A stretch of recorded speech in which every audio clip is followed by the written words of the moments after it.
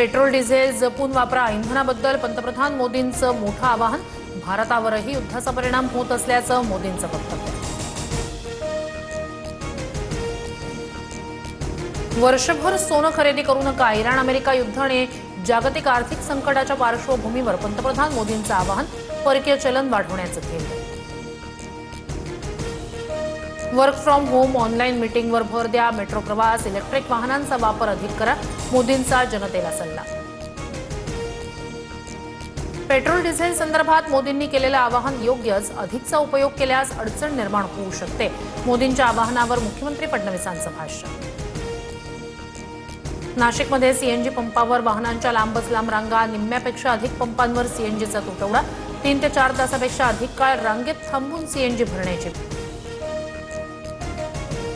संभाजीनगरमधील MIM नगरसेवक मतीन पटेलच्या अनधिकृत घरावर आज कारवाईची शक्यता. टीसीएस प्रकरणातील आरोपी निदा खानला याच घरात दिला होता आश्रय.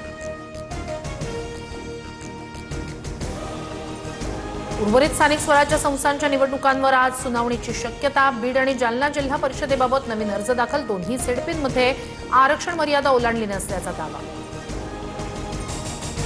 मध्य महाराष्ट्र, मराठवाडा आणि विदर्भात आज तुरळक पावसाची शक्यता. काही ठिकाणी विजांच्या कडकडाटासह पाऊस पडणार, हवामान विभागाचा अंदाज.